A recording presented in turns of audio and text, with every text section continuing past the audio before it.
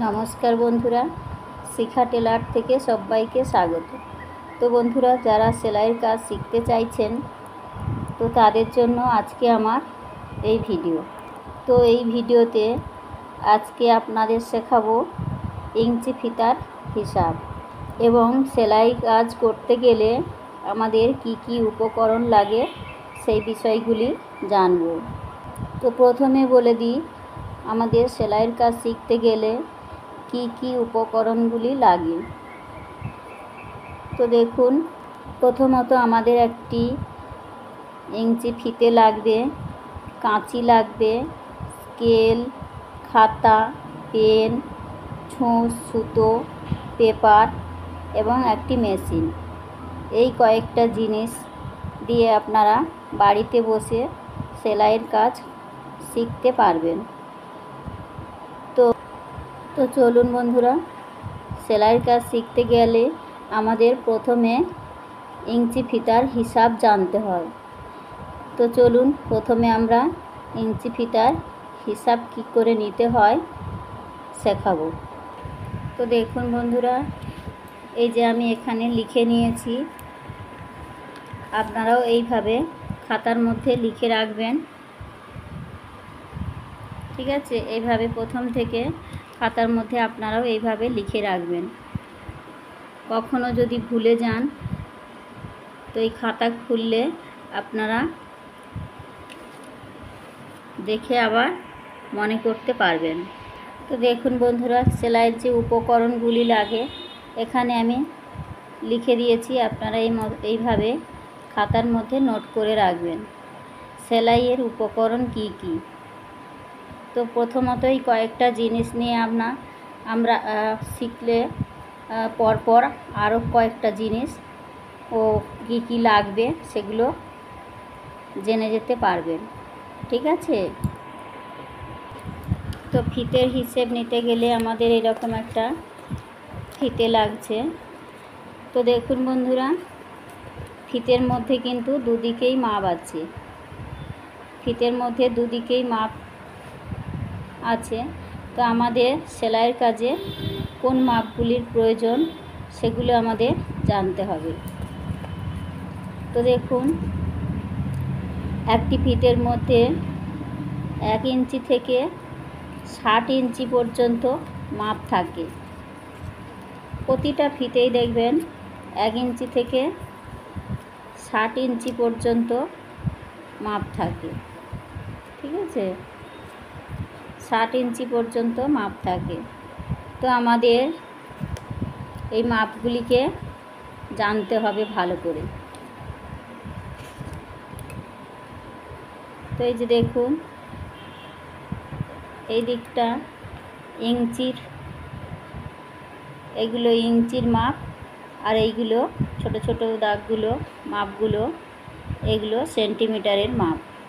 ঠিক আছে, তো আমাদের সমস্ত মাপ এই ইঞ্চির মাপগুলোকে নিতে হবে এবং জানতে হবে। বা সেলাইয়ের কাজ শিখতে গেলে এগুলি জানা খুব দরকার। ঠিক আছে,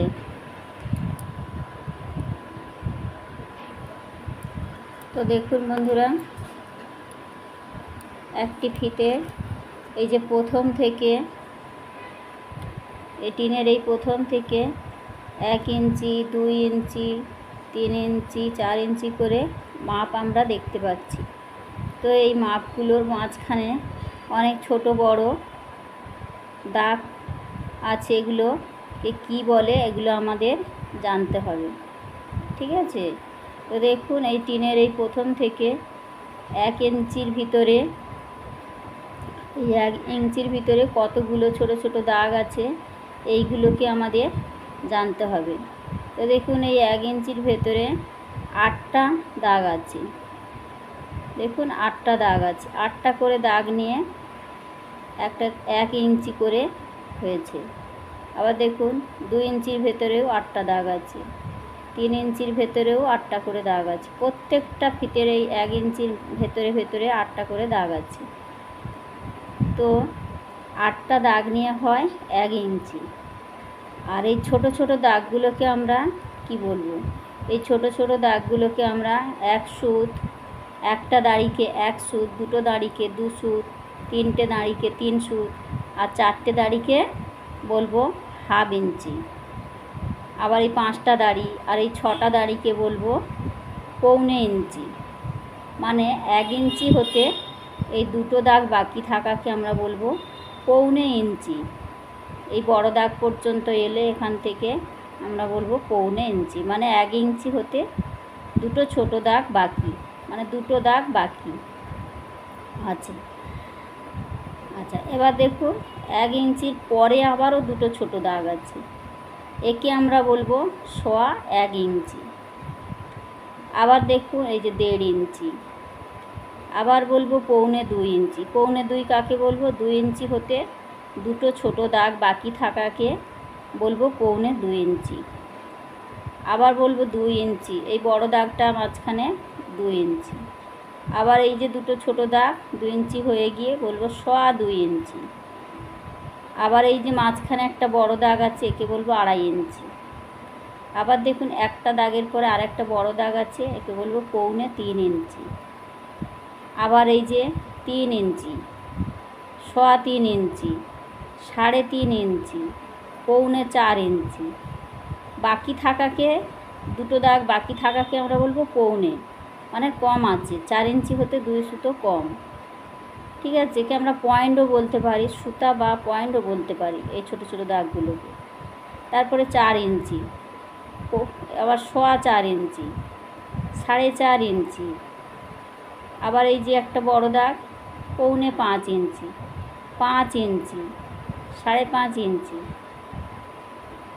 এটা 1 ইঞ্চি, মানে 5 ইঞ্চি হয়ে যে দুটো দাগ, একে বলবো 5 ইঞ্চি, 5.5 ইঞ্চি, পৌনে 6 ইঞ্চি, 6 ইঞ্চি। এইভাবে প্রত্যেকটা ফিতের মধ্যে এইভাবে দাগগুলো আছে, এগুলোকে আমাদের খুব ভালো করে জানতে হবে। এগুলো যদি আমরা জানতে পারি, আমাদের কাটিংয়ে কোনো রকম অসুবিধা হবে না, সেলাইয়ে কোনো রকম অসুবিধা হবে না। তো তার জন্য এগুলোকে আমরা প্রথম ক্লাসে ভালো করে শিখতে হবে, জানতে হবে। ঠিক আছে, এবার দেখুন 1 ইঞ্চি থেকে এই 12 ইঞ্চি পর্যন্ত এলে আমরা বলবো, এই 12 ইঞ্চি পর্যন্তকে আমরা বলবো 1 ফুট। আবার দেখুন 24 ইঞ্চিকে আমরা বলবো 2 ফুট। এই যে 24 ইঞ্চি পর্যন্তকে আমরা বলবো 2 ফুট। আবার এই যে দেখুন 36 ইঞ্চিকে আমরা বলবো, এই যে 36 ইঞ্চিকে আমরা বলবো 3 গজ, 3 ফুট বা 1 গজ। 3 ফুট, 3 ফুট সমান 36 ইঞ্চি। এই যে দেখুন 36 ইঞ্চিতে হয়, 36 ইঞ্চিতে হয় 3 ফুট বা 1 গজ। তাহলে আমরা 1 ইঞ্চি থেকে জানতে পারলাম 36 ইঞ্চি পর্যন্ত এলে 1 গজ। তাহলে 1 গজ সমান জেনে গেলাম 36 ইঞ্চিতে হয় 1 গজ। তাহলে হাফ গজ সমান কত ইঞ্চি? তাহলে 18 ইঞ্চি সমান হাফ গজ। এই দেখুন 18 ইঞ্চি সমান হাফ গজ। ঠিক আছে, তাই আমি খাতার মধ্যেও লিখে দিয়েছি দেখুন। আবার 100 সেন্টিমিটারে হয় 1 মিটার, 39 ইঞ্চিতে হয় 1 মিটার। আমি খাতার মধ্যে সুন্দর করে লিখে দিয়েছি, আপনারা এইভাবে খাতার মধ্যে নোট করে রাখতে পারেন। তো দেখুন আমি এই যে খাতার মধ্যে খুব সুন্দর করে বোঝার সুবিধার জন্য আমি এভাবে লিখে দিয়েছি, আপনারা এইভাবে খাতার মধ্যে নোট করে রাখতে পারেন।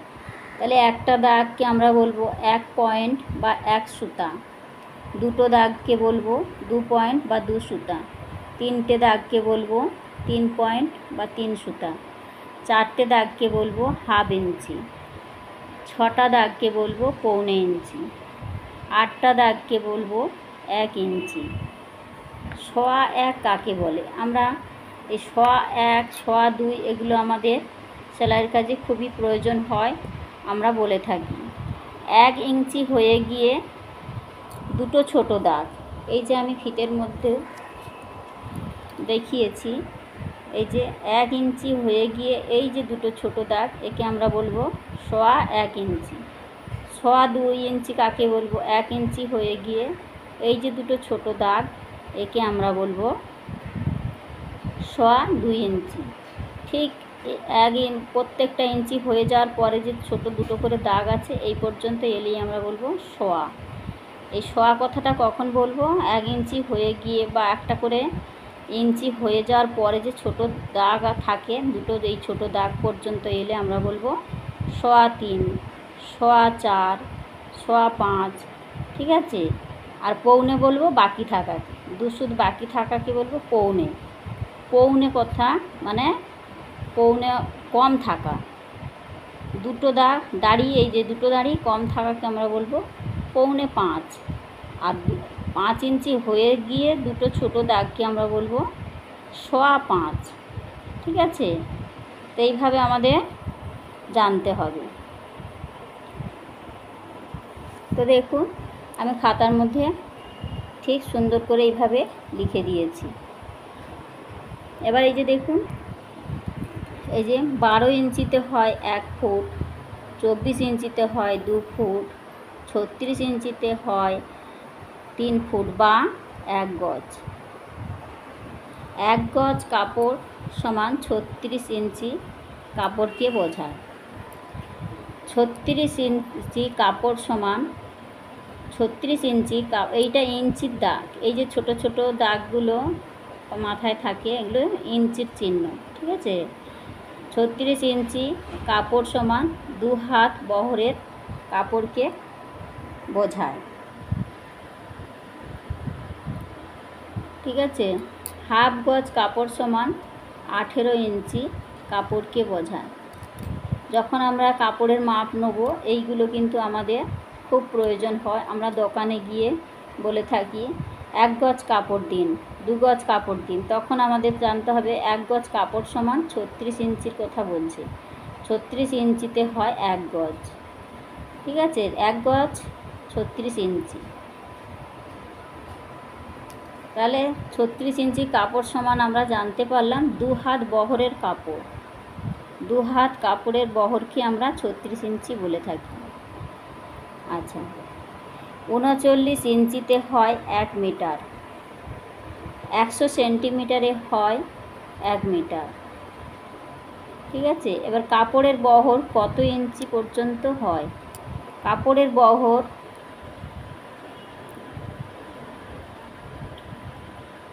36 ইঞ্চি বা 42 ইঞ্চি পর্যন্ত হয়ে থাকে। তো 36 ইঞ্চিতে হয় 2 হাত বহর, 42 ইঞ্চি, 52 ইঞ্চিও হয়ে থাকে। এগুলো একটু বড় বহরের কাপড়, 2.5 হাত বহরের কাপড়, এগুলো 2 হাতের থেকে বেশি থাকে, ঠিক আছে। তো আমাদের এইটুকু জানলেই হবে। তো এর থেকে ছোট হাত বহরেরও কাপড় হয়ে থাকে, 33 ইঞ্চিতেও বহর হয়, 36 ইঞ্চিতেও বহর হয়ে থাকে। এগুলো ছোট হাত বহর, মানে 2 হাতের তুলনায় একটু কাপড় কম থাকে, ঠিক আছে।